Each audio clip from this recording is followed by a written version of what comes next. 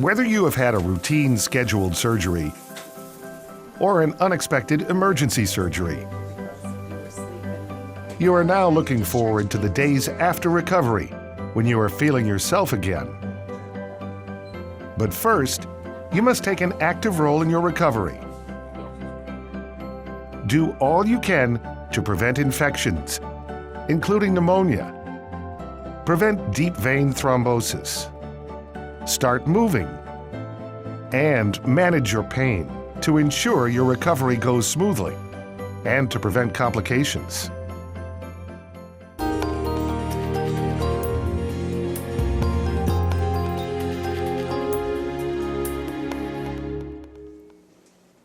After surgery, you are not at full strength. Your body needs time to heal and repair itself. When you are in this weakened state, your risk of developing an infection increases, and an infection can complicate your recovery and put your overall health at risk. You can develop an infection from the spread of germs. And germs are everywhere, from a cough or sneeze traveling through the air, on the surfaces you touch, even in the hospital. The best way to prevent the spread of germs is to wash your hands often, before and after you eat, after you use the restroom, before you leave your room and when you come back, before and after touching any of your bandages and dressings, and after you come in contact with another person. Use soap and warm running water. Vigorously scrub all surfaces, including your palms, the backs of your hands, between your fingers, your thumbs, and on your fingertips and under your nails. Scrub for at least 15 to 20 seconds every time. If soap and water are not available, you can still wash your hands. Use alcohol-based hand sanitizer. Alcohol-based hand sanitizer can actually kill the germs it comes in contact with. But if your hands are dirty, the alcohol cannot reach the germs. So if you can see dirt on your hands, it is better to use soap and water.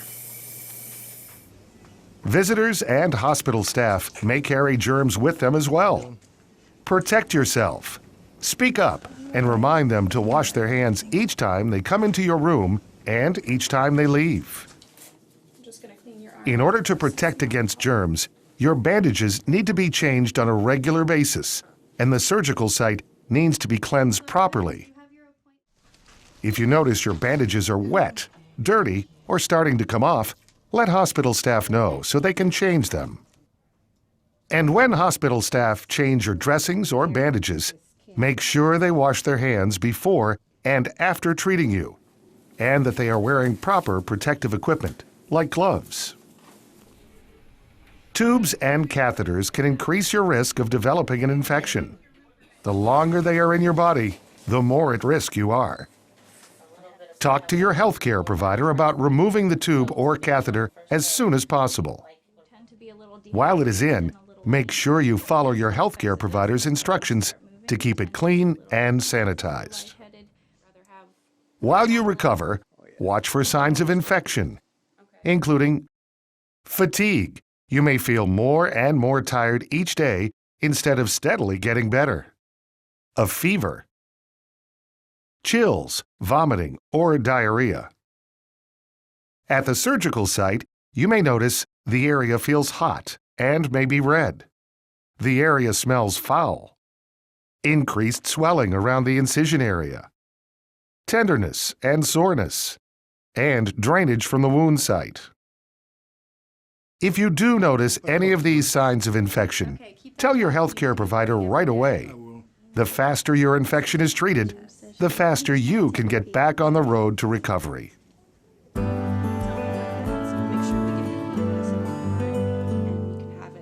Pneumonia is another type of infection that you may be at an increased risk of after surgery.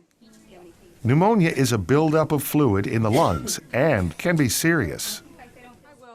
To strengthen your lungs and prevent pneumonia, Your healthcare provider will prescribe specific breathing exercises called incentive spirometry and controlled coughing. Perform these exercises as directed, but expect to do them about 10 times each hour. If you feel pain while doing your breathing exercises, talk to your healthcare provider about proper pain management to help you reach your controlled coughing goals. Doing your breathing exercises as directed can help clear your lungs of excess fluids, helping you breathe easier, feel better, and prevent infection.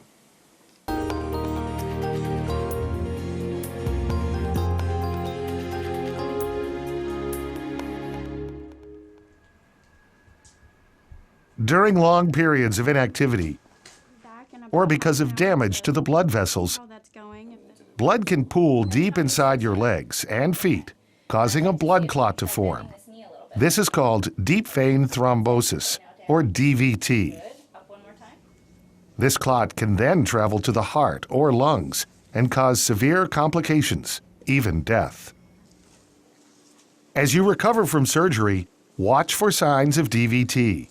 Let your healthcare provider know immediately about pain or swelling in your legs, feet, or arms that is not related to the surgery you had, or if the skin on your legs, arms, or feet are bluish, purplish, or red.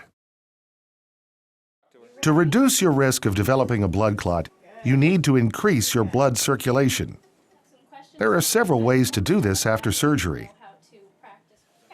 Your healthcare provider may recommend you wear sequential compression devices. These automatically apply and relieve pressure to your legs and feet in order to help your blood get moving. Compression stockings worn during the day can also increase the circulation in your legs and reduce your risk of DVT. Talk to your healthcare provider about how long to wear them each day. Hospital staff will encourage you to increase your physical activity. Increased movement helps your blood circulate. Gradually increase the activity you do to reduce your risk of DVT. And you may be prescribed medications called anticoagulants to prevent your blood from clotting too much.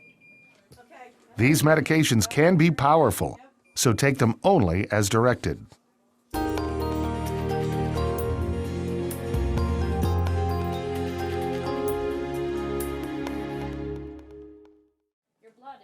Movement in general is one of the best things you can do to speed up your recovery, reduce your risk of complications, and help you heal faster.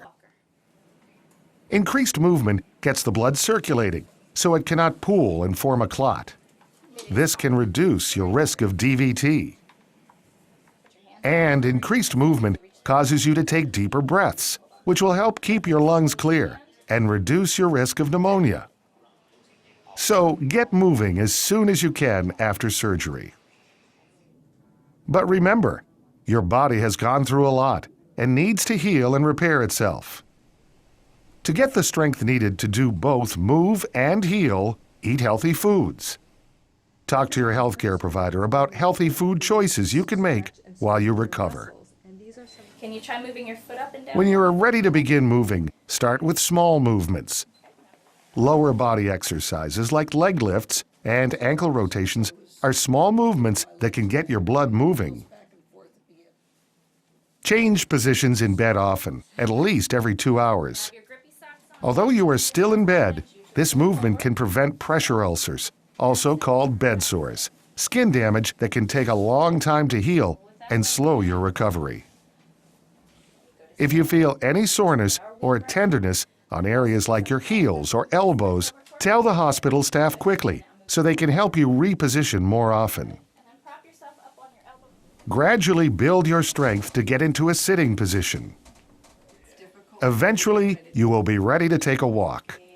Until you are strong and steady enough, ask hospital staff for help getting into and out of bed, and even for short trips like to the restroom.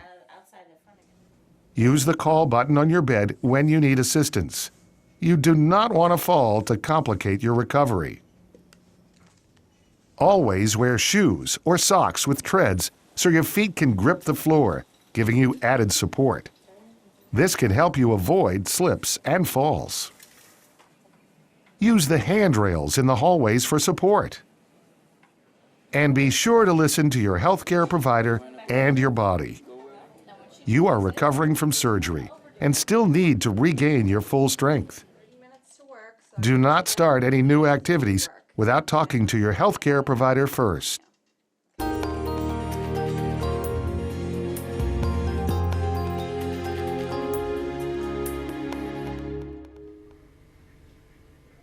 After surgery, it is normal to feel some level of pain. But if your pain level is too high, or if you are in constant pain, you may actually slow your recovery and put yourself at risk for complications. If you are in too much pain, you may not try to move around in bed as soon as you should. You may avoid taking deep breaths to clear your lungs out. And you may delay getting out of bed and taking a walk. All activities important to your healthy recovery. So, if you are in pain, talk to your healthcare provider about pain management.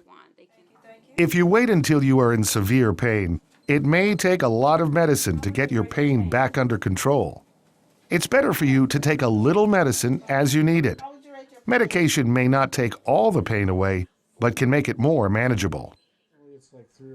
When providing information about your pain, you will be asked to describe it. Show them all the areas where you hurt, and rate your pain on a scale of 0 to 10. Once your pain level is assessed, your healthcare provider can decide how best to treat it. You may get your pain medication through pills, liquids, injection, or IV. Some medications may cause side effects, so don't be afraid to tell your nurse or doctor if you notice nausea, itching, dizziness, and constipation. Side effects can be treated, so talk to your healthcare team to get your pain medications changed or adjusted if you need to. When pain is properly managed, you heal faster, feel better sooner, and perhaps prevent needless suffering.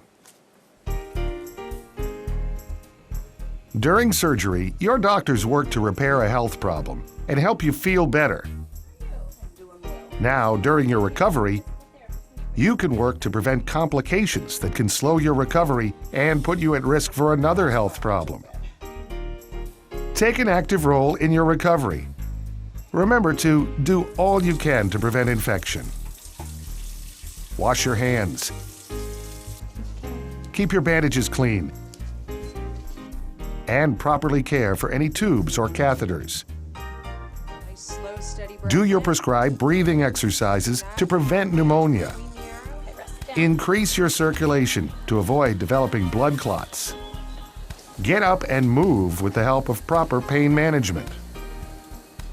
When you are ready to leave the hospital, take some time to go over your discharge instructions with your healthcare team. Make sure you clearly understand what you need to do in order to continue to recover safely.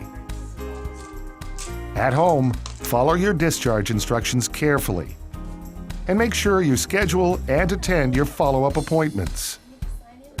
But you don't have to do any of this alone. Family and friends can provide support for you during your entire recovery. They can remind and encourage you to do the things you need to do to get better. With some care and support, you can enjoy a smooth recovery, free of complications.